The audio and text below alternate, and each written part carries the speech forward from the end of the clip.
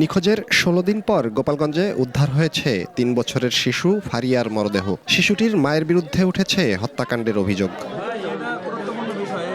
সদর উপজেলার গোবরা নীলারমাট এলাকার বাসিন্দা সেতু বেগম, তার স্বামী সৌদি প্রবাসী। স্বজনরা জানায় ৬ মাস আগে টিকটকের মাধ্যমে ফরিদপুরের মিরাজ মুন্সির সঙ্গে সেতুর যোগাযোগ হয়। এক পর্যায়ে মিরাজের সঙ্গে প্রেমের সম্পর্ক গড়ে উঠলে বিয়ের সিদ্ধান্ত নেয় তারা।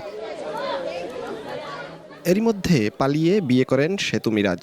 তবে ২২ জানুয়ারি থেকে নিখোঁজ ছিল সেতুর মেয়ে ফারিয়া। ঘটে বিপত্তি। পরিবারের চাপে ১৩ দিন পর সেতুকে তার মামাবাড়ি ফরিদপুর রেখে পালিয়ে যায় মিরাজ।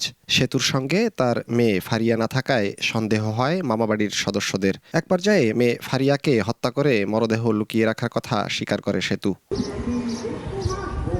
শনিবার মা ও মামা সেতুকে ফরিদপুর ও পরে তুলে দেয় গোপালগঞ্জ সদর থানায়। সেতুর দেওয়া তথ্যে নিজ ঘরের ট্রাঙ্ক থেকে উদ্ধার হয় ৩ বছরের ফারিয়ার মরদেহ।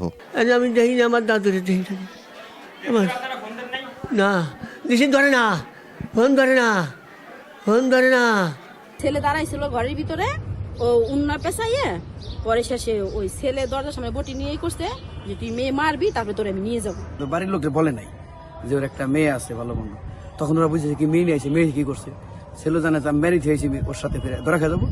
তোরে আরো ২-১ সাথে ফিরে ওই তালমা নামক একটা স্থানে আমার খালুবাড়ি এলাকায় রাত্রে ওই খেলায় যেয়ে গেছে। আন্দোলনের বাইন্দে রাখো, আমি সকালে থানায় নিয়ে আসছি। আমি ত্রিপল লাইনে ফোন দিচ্ছি, এই থানায় কথা বলছি, এবং পরীক্ষা থানায় কথা বলছি। অনেক দিন ধরে মানে এই বাচ্চাটার দেখা যাচ্ছে না।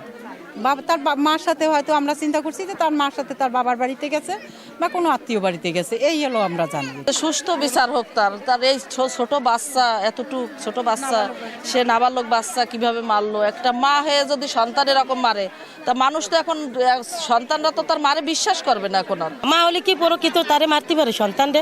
সবাই তো মা হয়েছে, এটা ওয়ার নাই, এটা ওর ফাঁসি হবে কিংবা আরে আমাকে জনগণের কাছে দিয়ে দেন, আমরা আরে মারবো, এটা হলো কেন আমাকে শেষ কথা। পরকীয়া প্রেমিকের সহায়তায় তার ৩ বছরের মেয়ে ফারিয়াকে হত্যা করে তাদের ঘরের বড় একটি ট্রাঙ্কের মধ্যে লুকিয়ে রেখে সে পরকীয়া প্রেমিকের সাথে পালিয়ে যায়। তাদের দেওয়া তথ্য মতে আমরা আজকে ঘটনাস্থলে যাই।